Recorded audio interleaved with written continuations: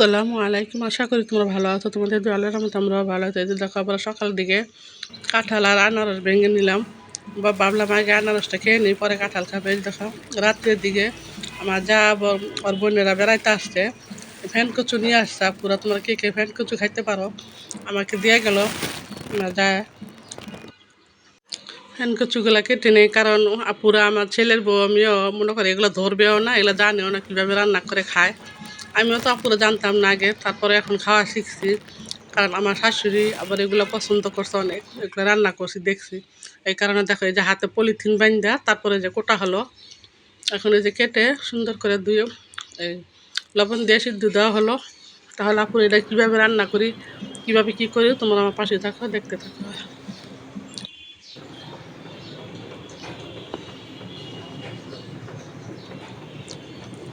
দেখো সিদ্ধ করার সময় যে কালা বিষ পানিগুলো এই যে বের হয়ে গেছে, কারণ কেমন এত বোঝা যাইতেছে না, কিন্তু পাতিলে দেখো বোঝা যাইতেছে কালো কালো পানিগুলো বের হয়েছে। ভালো করে সিদ্ধ করে নিলাম, পরে আধা ঘন্টা 1 ঘন্টার মতো এই দেখো সিদ্ধ হয়ে গেছে। সুন্দর করে আবার ধুয়ে ছাঁকনিতে ঝরাই দিলাম। এখন রান্নাটা বসাই দিব। এটা শুধু খালি তেলেলা মাংস দিয়ে রান্না করতে হয় পুরা, তেল মাংস দিয়ে। ওই যে দেখো কচুটা রান্না বসায় দিতেছি, কীভাবে রান্না করি আপুরা তাই তোমাদের সাথে শেয়ার করলাম। এই যে রসুন দিতে হয় বেশি করে। এগুলো এখন বাগার দিয়ে রাখা হলো, কারণ পুরো সিদ্ধ মিদ্ধ করা হয়ে গেছে, যে গরম পড়ছে পুরা এগুলো নষ্ট হয়ে যাবে, এই কারণে একটু হালকা বাগার দিয়ে নিলাম। এটা কিন্তু রান্না করতে করতে করতে করতে কালো হয়ে যাবে বুড়ির মতো, তারপরে রান্না করে খাইতে হইব। এটা ম্যাক্সিমাম খাইতে না হলে আরও 4-5 দিন সময় লাগবো। এই কচুটা তারপরে খাওয়ার মজা আছে। মানুষের লোকেরা বলে না পুরা আবার পাঁচে লোকের মায়া বেশি। ওই রকমই আপুরা কচু জ্ঞান ধরলে ধরলে কি হইবে, হাতে চুলকাইলে কি, কিন্তু এটা পরে খাওয়ার টেস্ট আছে, মজা আছে।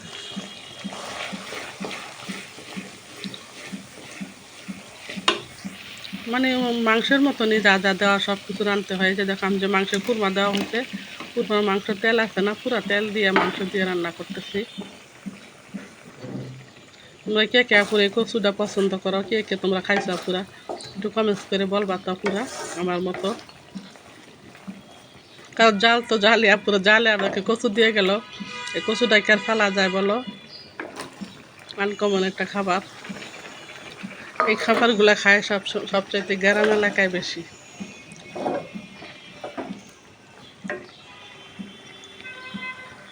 তাহলে আপুরা আজকে ব্লগটা তোমাদের কেমন হয়েছে কমেন্টস করে বলবা। যদি ভালো লেগে থাকে লাইক দিয়ে একটা সাবস্ক্রাইব করে দিবা, আমার পাশে থাকবা। এই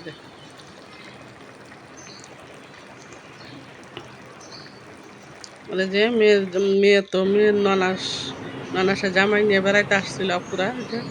সুকেশ থেকে জিনিসগুলো বের করা হয়েছে, রাত্রে ধুয়ে রাখা হয়েছিল, এগুলো এখন গুছায় রাখি, সুকেজে তুলে রাখবো আবার। যেটা যে জায়গা থাকে ওই জায়গায় রাখা হইতেছে।